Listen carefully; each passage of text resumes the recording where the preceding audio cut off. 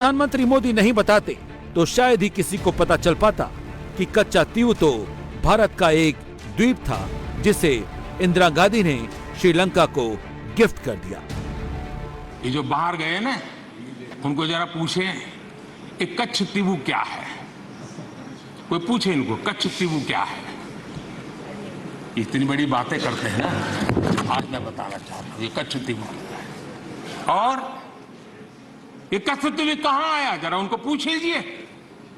इतनी बड़ी बातें लिख करके देश को गुमराह करने का प्रयास कर रहे हैं। और ये डीएमके वाले, उनकी सरकार, उनके मुख्यमंत्री मुझे चिट्ठी लिखते हैं, अभी भी लिखते हैं और कहते हैं मोदी जी कच्छ तीऊ वापस ले आइए।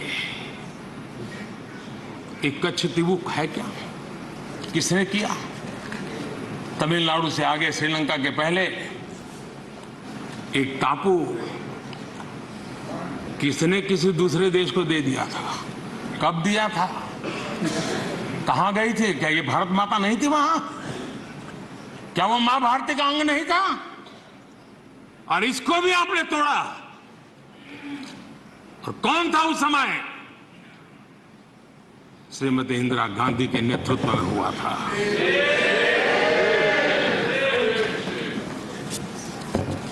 कांग्रेस का इतिहास मां भारती को छिन्न भिन्न करने का रहा है। प्रधानमंत्री नरेंद्र मोदी इंदिरा सरकार के निर्णय पर ही सवाल नहीं खड़े कर रहे हैं। प्रधानमंत्री ने कच्चा तीऊ का जिक्र कर राहुल के भारत माता की हत्या वाले बयान का भी जवाब दिया और साथ ही कच्चा तीऊ पर स्टालिन के स्टैंड और कांग्रेस सरकार के डिसीजन दोनों को लेकर INDIA गठबंधन पर भी प्रश्न चिन्ह खड़ा कर दिया। हिंद महासागर में भारत के दक्षिणी छोर और श्रीलंका के बीच पाक जलडमरू मध्य है। भारत श्रीलंका के पानी के इस रास्ते पर कई द्वीप पड़ते हैं। रामेश्वरम से करीब 30 किलोमीटर की दूरी पर इन्हीं द्वीपों में से एक है कच्चा तीऊ द्वीप। ये अहम क्यों है? क्योंकि इसके आसपास का इलाका मछली के कारोबार के लिए बहुत मुफीद है। अक्सर मछुआरे यहाँ अपना जाल सुखाने के कामों के लिए रुकते हैं। मछली कारोबार के लिए ये द्वीप वरदान कहा जाता है। भारत और श्रीलंका के बीच लंबे विवाद की सबसे बड़ी वजह इस इलाके के मछली कारोबार के अधिकार को लेकर है। अभी भी तमिलनाडु सरकार इसे भारत के हिस्से में लाने के लिए लगातार मोदी सरकार से अपील कर रही है, लेकिन 1974 में इंदिरा गांधी और श्रीलंका सरकार के बीच हुई संधि के बाद श्रीलंका इसे अपना हिस्सा बताता है। आप देखिए, ये भारत है और ये श्रीलंका। भारत और श्रीलंका के बीच में कच्छ द्वीप मौजूद है। पाक स्टेट में ये टापू पड़ता है। अगर आप इसको मैप के जरिए समझने की कोशिश करेंगे तो ये धनुष कोटि जो आपको नजर आ रहा होगा, ये भारत का आखिरी हिस्सा है और यहां से कच्छ द्वीप बिल्कुल पास है। कुछ किलोमीटर की दूरी पर, तकरीबन 30 किलोमीटर की दूरी बताई जाती है। और वही श्रीलंका का हिस्सा अगर आप देखेंगे तो जाफना से ये तकरीबन बोट से 3 घंटे की दूरी पर है। मतलब यह हुआ कि ज्योग्राफिकली ये जो जगह है, ये जो टापू है, वो इंडिया के ज्यादा करीब है। यही वजह रही कि जब राजा रजवाड़ों का राज भारत में था तब भी ये रामनाड़ के महाराजा का इस पर पूरा नियंत्रण था। कच्चा तीऊ 285 एकड़ में बसा हुआ है। 17वीं सदी में ये मदुरई के एक राजा रामनंद की जमींदारी के कंट्रोल में आता था। उस दौर में यहाँ एक चर्च का निर्माण भी कराया गया था। भारत से हर साल हजारों लोग इस चर्च में प्रार्थना के लिए जाते रहे हैं। हालांकि इसके अलावा इस द्वीप पर ज्यादा बसावट नहीं थी। तमिलनाडु और जाफना से मछुआरे जब इस क्षेत्र में मछली पकड़ने आते तो यहाँ रुका करते थे और रुकने की वजह सिर्फ एक थी, मछुआरों के लिए यह जगह जन्नत से कम नहीं थी। अब सवाल है कि जब ये भारत का हिस्सा था तो श्रीलंका का हिस्सा कैसे बन गया? क्यों इंदिरा गांधी ने श्रीलंका के साथ संधि की? क्यों श्रीलंका को कच्चा तीऊ तोहफे में दे दिया? प्रधानमंत्री मोदी ने कच्चा तीऊ को लेकर इंदिरा सरकार पर सवाल क्यों उठाया? उसकी वजह क्या रही? उसे समझने के लिए कच्चा तीऊ द्वीप का पूरा इतिहास जानना होगा, जिसे इंदिरा गांधी ने तोहफे में दे दिया। वो विवादों से भरा हुआ था। कहानी शुरू होती है भारत ने ब्रिटिश शासन के दौरान जब मद्रास प्रेसिडेंसी की स्थापना हुई, जिसके बाद ये द्वीप अंग्रेजों के कंट्रोल में आ गया।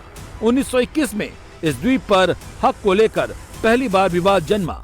उस वक्त श्रीलंका सीलोन के नाम से जाना जाता था।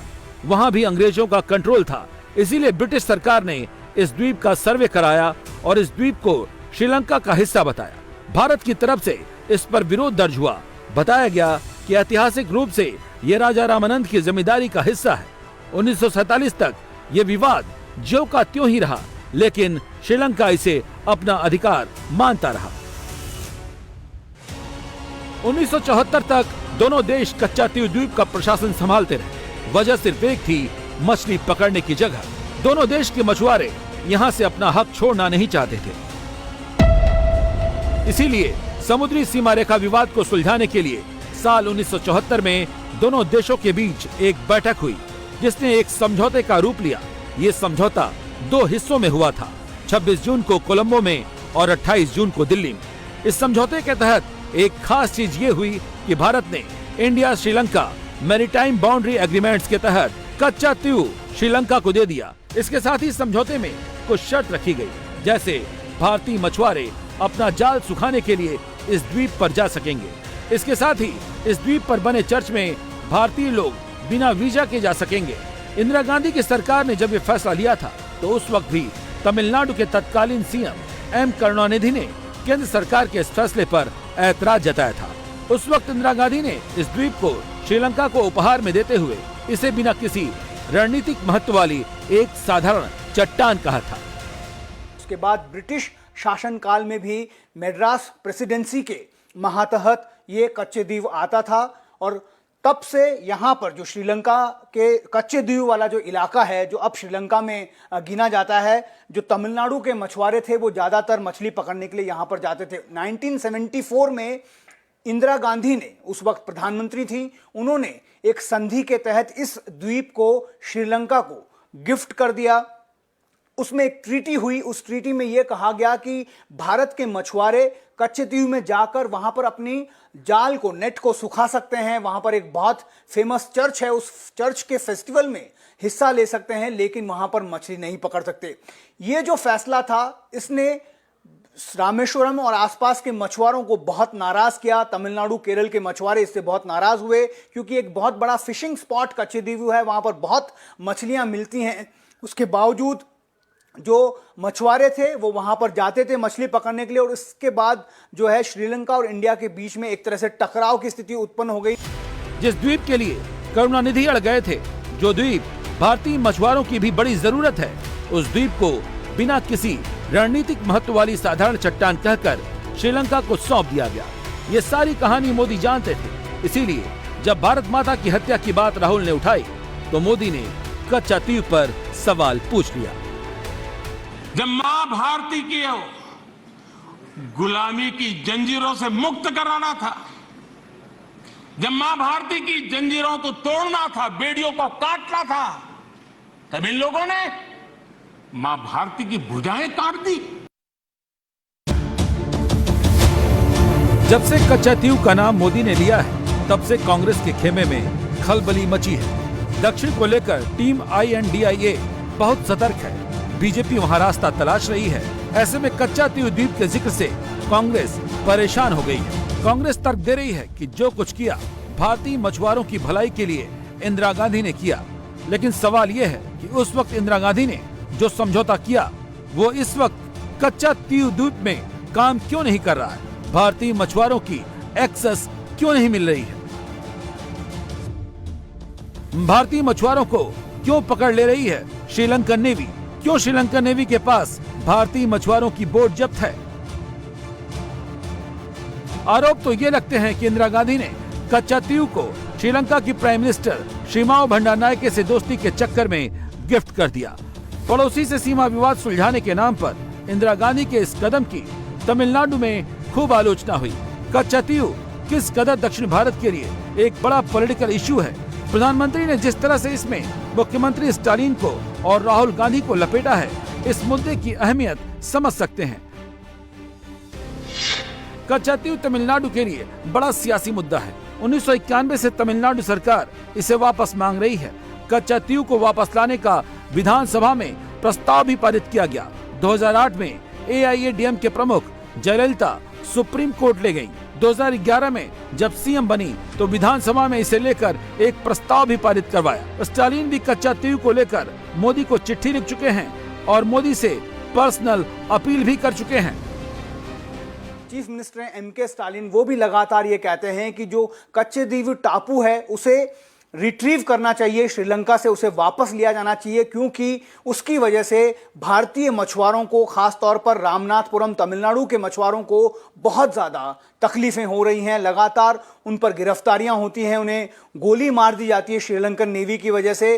भारतीय मछुआरों के लिए वो बहुत करीब है। अगर आप देखेंगे मैप से भी तो आपको पता लगेगा कि पाम्बन से कच्चेदीवी की जो दूरी है वो 30 किलोमीटर से भी कम है, इसलिए आसानी से वो वहां पर मछली पकड़ने जा सकते हैं। लेकिन अब जब श्रीलंकन आर्मी का, श्रीलंकन नेवी का उस जगह पर कब्जा हो गया है, इसकी वजह से जैसे ही वो इंटरनेशनल बॉर्डर्स, वाटर बॉर्डर्स को क्रॉस करते हैं, उन्हें अरेस्ट कर लिया जाता है, उन पर सख्त कार्रवाई होती है। इसी बात से नाराज तमिलनाडु के मछुआरे हैं और यही वजह है कि तमिलनाडु की सरकार भी लगातार ये अपील करती रहती है कि भारत सरकार को कच्चेदीव को वापस भारत में शामिल कर लेना चाहिए।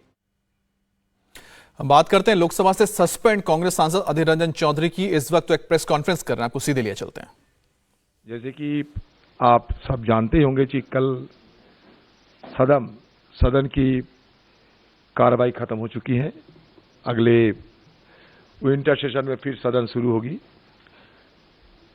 सदन में हम लोग बाहर से आते हैं, दूर दराज इलाके से हम लोग आते हैं सदन में शिरकत करने के लिए, आम लोगों की बात रखने के लिए, आम लोगों को मुद्दा को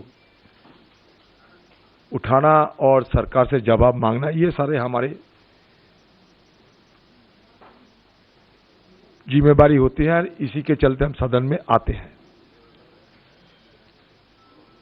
इसलिए आप सब जानते होंगे कि शुरू के दिन से देश की प्रधानमंत्री नरेंद्र मोदी जी को हम लोग ये गुहार लगाते आए थे कि मणिपुर की आज की जो हालात, ये हालात बड़ा गंभीर होते जा रहे हैं और